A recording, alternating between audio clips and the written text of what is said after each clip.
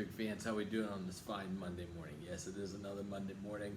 Hope everything's going well within your family. Hope everything's going well in your household. Hope you're feeling well. Hopefully your family's feeling well. What a beautiful weekend it's been. It was nice to be able to get outside in the warm weather again. Got some sunshine out there. Still a little chilly, but at least we got a weekend where it was sort of nice out. So I was able to get outside and get some yard work done. Able to get out and enjoy some like spring and summer weather there. It's really good. This week, once again, we will continue with law of sines and also area of triangle. We'll do 2 days of that on Monday, and tomorrow we'll deal with some law of cosines tomorrow. We'll deal with law of sines today. We'll go back, revisit law of cosines in a special case. That'll be tomorrow. Wednesday will be review day, and Thursday, once again, we'll just do an evaluation. Sort of the same type of routine that we've been doing here. We are close to being done with what we have. We have vectors that we have to deal with next week, but we're getting towards the end here in regards to the material we have to cover. So you've been doing a very good job. Continue to do the good job. Continue to put the work and time in, because you have been doing a very good job of working through the material and getting through the material that we've been working with. Continue to do the extra practice problems. I take that into account in regards to your evaluations when you do the extra practice problems. Continue to do that. A couple of you still have a couple quizzes that have to get turned in. Please get that turned in. I try to give you the Fridays also to be able to make up any type of work that you need to be able to make up, so utilize that time that you have. But today what we're going to talk about is we're going to talk about two different things, but they're connected together. We're going to talk about the area of a triangle, and also we're going to talk about the law of sines. They are connected together. The area of a triangle. How do we calculate the area of a triangle? Got to think back once again to our geometry days and Dr. Clark down there. How do we calculate the area of a triangle? Well, the area of a triangle is equal to 1/2 times base times height. 1/2 times base times height, where the base can be any side. The base can be any side. It does not have to be the bottom side. It can be any of the sides. That could be your base. And the height is a segment perpendicular to the base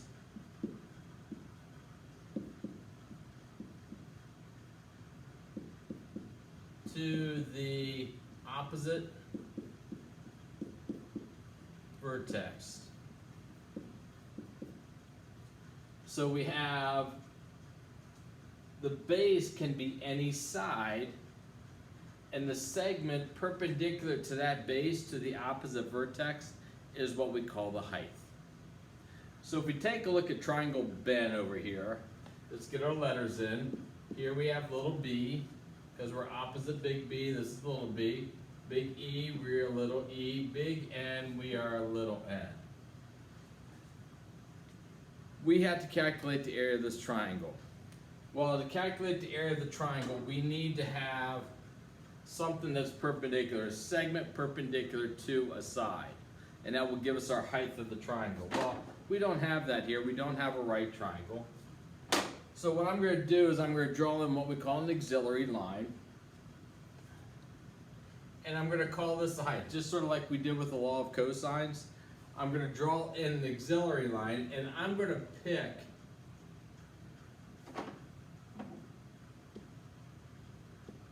side E to be my base.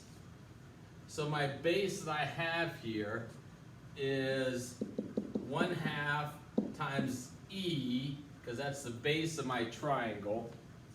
And what we have to calculate or determine is this value of H. Well, once again, just like the law of cosines, we want to be able to come up with a way of utilizing the angles of the triangle and also the size of the triangle to find this height, so I don't have to do some extra calculations. Well, if we take a look at this top triangle here again, so what we have in this top triangle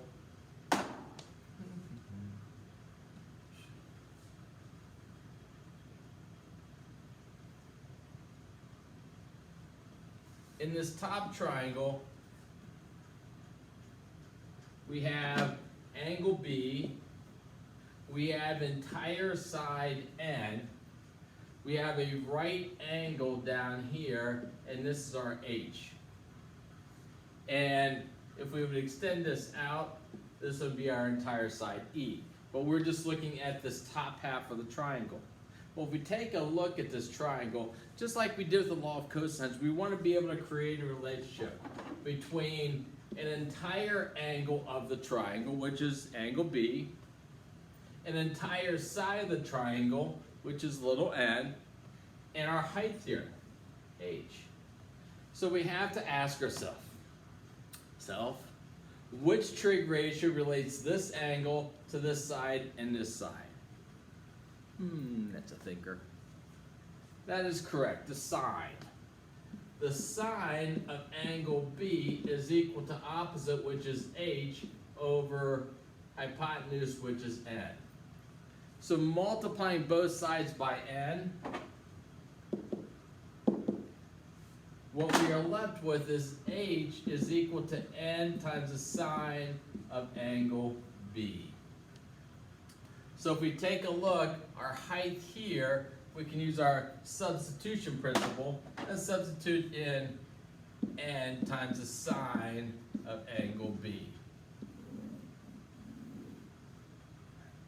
So that's the area of this triangle. But what if you thought, well, let's use the bottom triangle instead? If we use the bottom triangle instead, what we have, let's see here, let me get a picture. Here is my bottom side B. Here's my partial of E.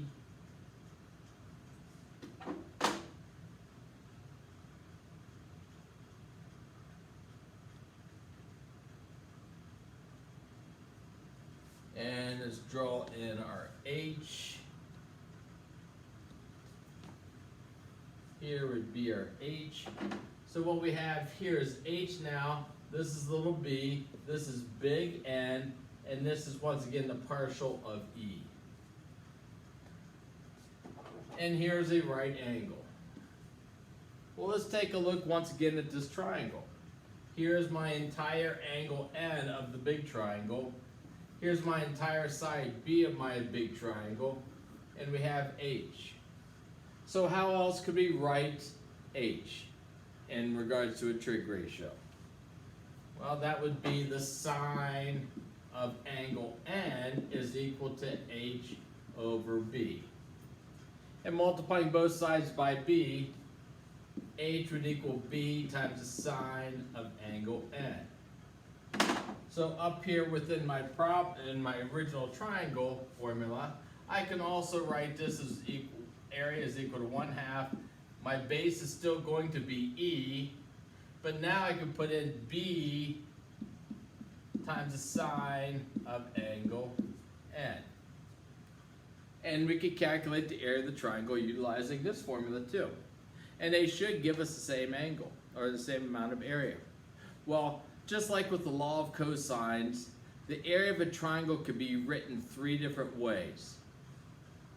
Well, let's take a look. We have 1/2 EN sine of angle B. 1/2 EB sine of angle N.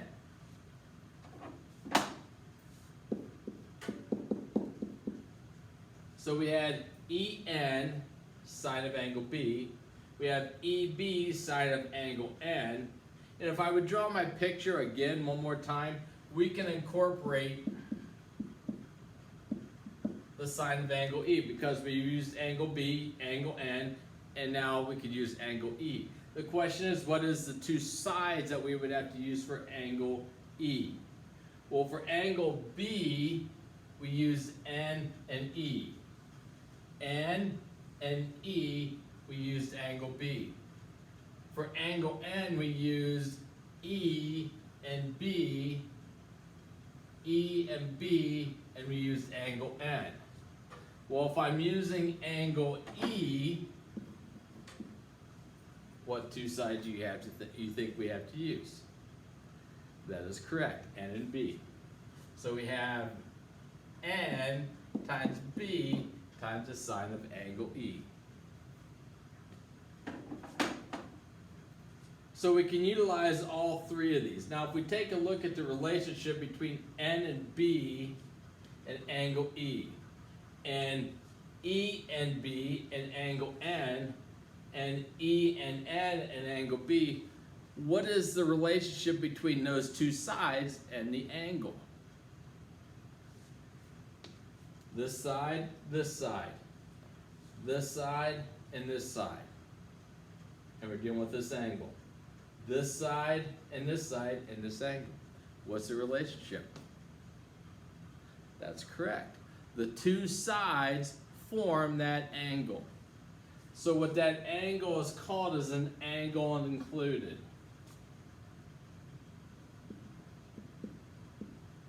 So if I want to define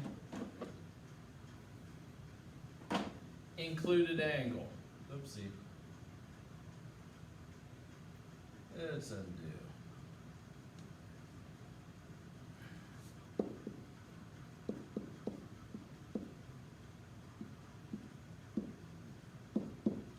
The idea of an included angle, it's the angle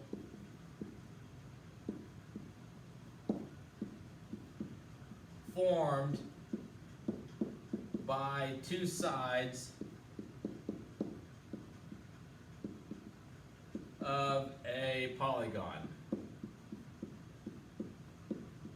In this case, we're dealing with triangle.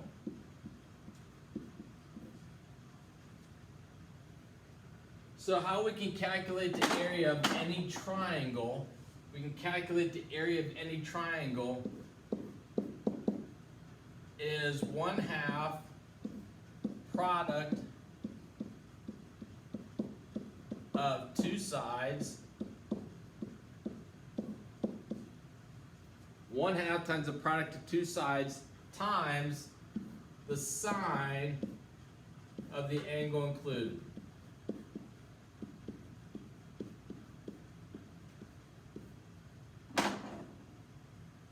And this angle included is of these two sides. So we can pick any two sides, multiply them, then multiply by 1/2, find the product of them, and then multiply it by the sine of the angle formed by those two sides.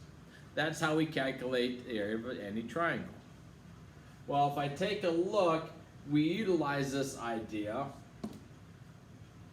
and what we develop is the law of sines. Now, a couple of you tried to use the law of sines on the previous quiz, which is fine.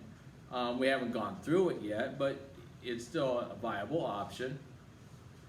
No matter how we calculate the area of our triangle from the front side, 1/2 EN sine of angle B, 1/2 BN sine of angle E, 1/2 BE sine of angle N, we should come up with the exact same amount, the same quantity. Well, we're going to utilize this to develop what we call the law of sines. We're going to use our multiplication property of equality, which means we can multiply both sides of an equal sign without changing equality. So I'm going to multiply through by 2 to clear my fractions. So we have E times N sine of angle B is equal to B times N sine of angle E, which is equal to B times E sine of angle N. Now, we are given that we have a triangle, which means B, E, and N have to have a length. If one of those don't have a length, then we don't have a triangle. So B, E, or N has to have a length. So we're going to divide through by the product of bend.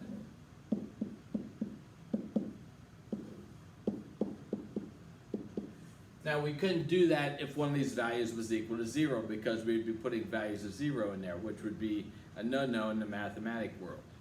But since we are guaranteed that we have a triangle, all three of these things have to have length.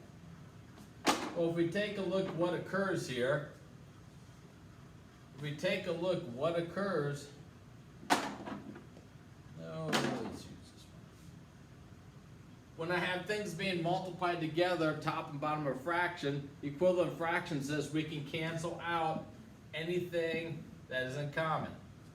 So the B, the E, and the N cancel here. The B and the N cancel here. And then the B and the E cancel here.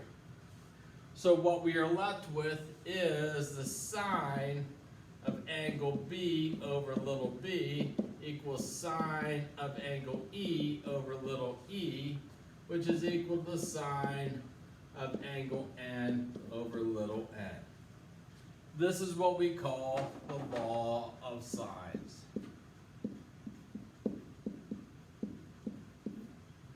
For any triangle, the ratio of the length of the ratio of the sine of an angle to the length of the side opposite must be in proportion.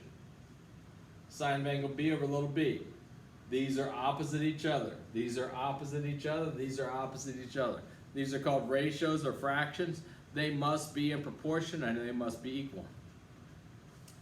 So let's take a look at a triangle. We have triangle Timmy here. And once again, if I'm going too fast, I won't find a fence. If you hit your pause button and shut me up for a few minutes. Triangle Tim.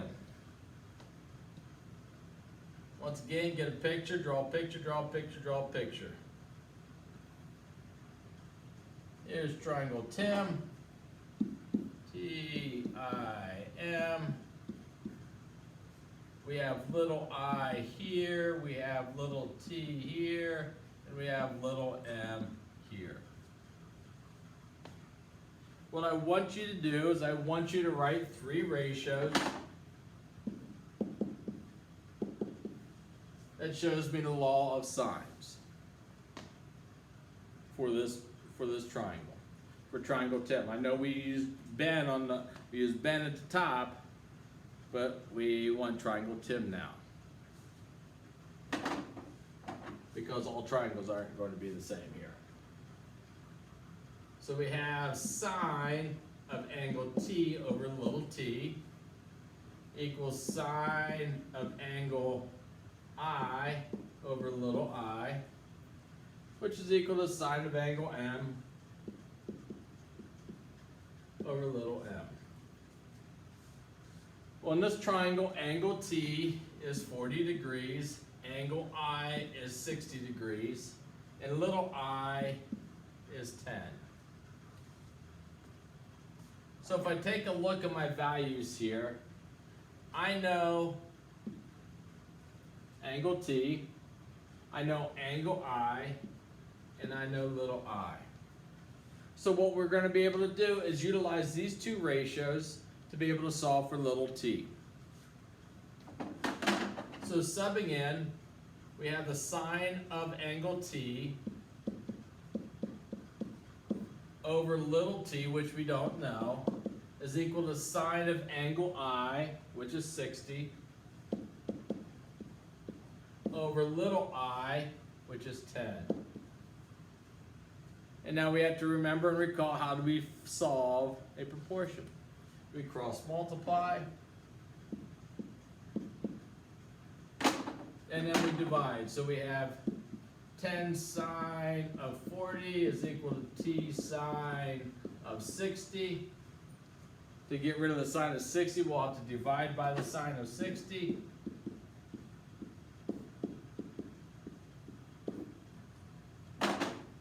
So we need to clickety-clack down and make sure that you close out your parentheses with the sign. So we have 10 sine of 40, close my parenthesis, divided by sine of 60, close my parenthesis, and we get 7.42.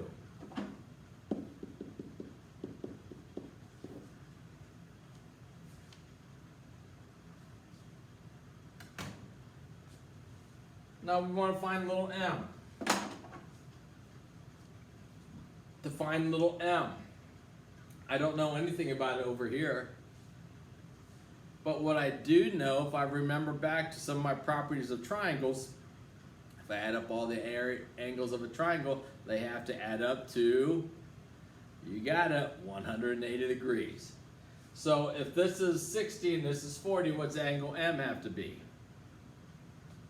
That's correct, 80 degrees. 60 and 40 is 100, subtract it off from 180, we got 80 degrees. So we now know what angle M is. So we have the sine, and what I would go back to is I would go back to the one I know here. I would use these two. I have the sine of 60 over 10. And the reason why I would do that is, what if I botched up a little t? If I botched up little t, little m's are going to be incorrect then. But this gives me a fighting chance of getting m correct. Sine of 60 over 10 is equal to the sine of 80 over little m. Once again, cross multiplying. Go ahead and solve. Cross multiply, divide by my third.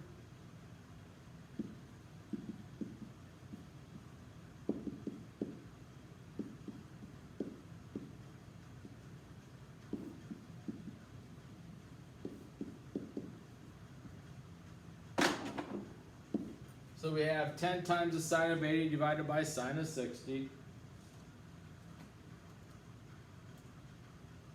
Just make sure you close out your parenthesis when you have the sine of 80. Because what that would do is that would take 80 and divide it by the sine of 60, and you want the sine of 80, so you get 11.37.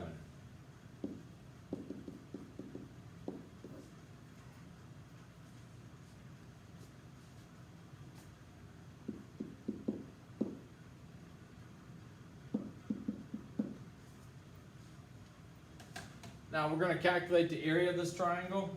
And now it should not matter which angle and which two sides. I need to choose two sides. Two sides. Does not matter what two sides I'm going to choose. I'm going to choose this side and this side. And here's my included angle. So my area is equal to 1/2 times T times I sine of angle M. And if I wanted to use M and T and use sine of angle I, or M and I and use a sine of angle T, that would be fine also. So we have 1/2 7.42 times 10 times the sine of 80 degrees. Now, if I try this with another two sides of the angle, I'm going to maybe be off just a little bit, and that's just because I've rounded these values here. So we have 0.5 times 7.42 times 10 times the sine of 80. And we get 36.54 squares as my area. Now, you have 5 problems. Once again, those are your homework problems. Those are your practice problems for you to do. Once again, I look at that as evaluations, way of evaluating also. One of the problems I give you for today is to calculate the area, but I give you 3 sides. I give you 3 sides, and I want you to calculate the area. Well, Mr. Gregory, you just told me that I need 2 sides in the included angle, and you didn't give me an angle. How do I calculate the area? Well, let's think a little bit.